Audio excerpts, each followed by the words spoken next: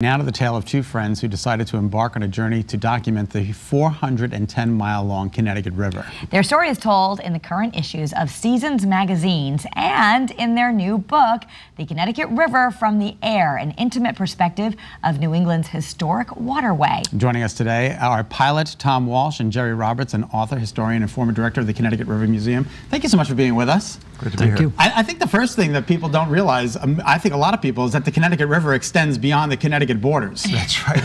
It goes through 4 states, 410 miles long, starts on basically within a couple hundred yards of the Canadian border. Which is really remarkable. It is. And it's called the Connecticut River up there as well. That's right. Well, the state is named after the river, not vice versa. Oh, see, now that's something I didn't know. More trivia. I didn't know that. So, Tom, for you, you're a pilot, and you had an interesting perspective. You just started seeing the beauty from the air? Yes, I fly for a large airline, and I see the world from very high up. But when I started flying small airplanes, when I started my company, Shoreline Aerial Photography, I started flying down low and slow, and that's when you can really start to see the beauty of the region. Low and slow, I like that. That's really that's remarkable. We've got a bunch of photos, you know, obviously from the book, and we're going to take a look at magazines and from the magazines too. So the first is from. Can you describe to us what we're seeing here? So this is the article. That's one of the spreads in the book. There are hundreds of photos in the book. That particular photo that you just saw was Selden Creek. Okay. And part of Selden Island, which is the largest island in the Connecticut River. Isn't this remarkable? I mean, you get to see the whole geographic spread of land. This is what people don't realize, they see the river down in our area here, flowing past Hartford or Essex. It's pretty wide, and it's a pretty major river. But up north, it's this winding, you know, it goes through wilderness. That's the mouth of the river at Saybrook there that you just saw. Okay. And even like just the foliage. I mean, the foliage is incredible from that view. It is, yes. Yeah. The change in the Connecticut River over the past 22 decades has been pretty remarkable. Sure. Is that something that you could see from the air, just the cleanliness of the river? Or? Sure. Well, you can see several things. First of all, at the mouth of the river, you can see this where the fresh water spews out into the Sound, which is salt water, and this river brings a lot of sediment, and that's not pollution, that's a natural thing. Okay. What you can really notice is urbanization.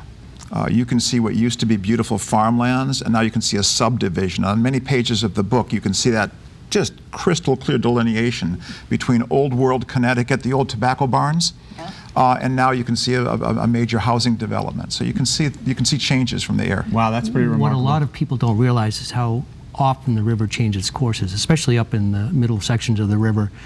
The oxbow sections of the river, they're just spectacular. You can literally see back into history where you can see the different courses of the river.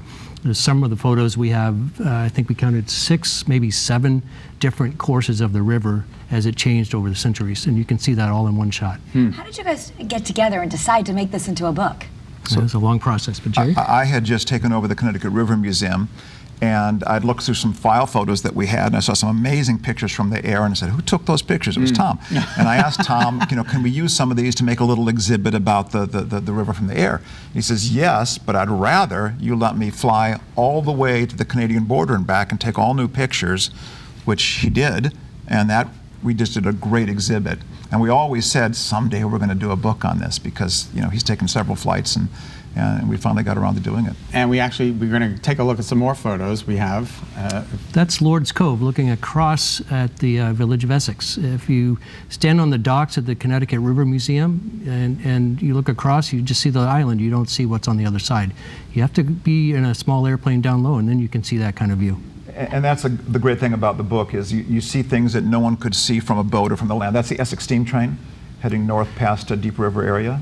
But Brockway Island, that's looking on the left is Hamburg Cove, the entrance to Hamburg Cove. Essex is just up to the right, and then beyond that is Long Island Sound. Oh, yeah. So it shows you how close Essex is to the Sound. Again, that's back to Selden Creek behind Selden's Island. Okay, and then we get to go, this is the swing bridge? That's the swing bridge in East Haddam, and the Goodspeed Opera House, the white building on the left side. This is, Tom, is this something that you offer people? Like, you know, if people are interested in seeing the Connecticut River, is this something that you do, or are there people out there that can get us down low and I used to do that, but it became too time consuming. Too time consuming. So I have clients all over New England and the U.S. now that I photograph for, so there simply wasn't enough time to do the rides. Well, that's great, though. At least we can experience it through the book. Right. And we have the source of the river. Yeah. This is where it all starts? This is where it starts. The small pond in the foreground, that's the source of the Connecticut River. And it's virtually a couple hundred yards away from the Canadian border. It's remarkable. It flows down into that next lake that you see, the third Connecticut Lake, and then on down, and eventually. And it's called the Connecticut Lake, even way up there. Up there, there's the 4 Connecticut lakes, the That's first, amazing. second, third, and fourth Connecticut lakes, and that's where it all starts. Well, thank you, gentlemen. Thank we you. appreciate your time. Pleasure. All right. You can learn more about the new book in the newest editions of Seasons magazines. And Seasons magazine is going to have a big announcement in the upcoming weeks. So you can follow Seasons on social media. And of course, you'll see it in your mailbox. It's a beautiful book, especially for the holidays. Get it now.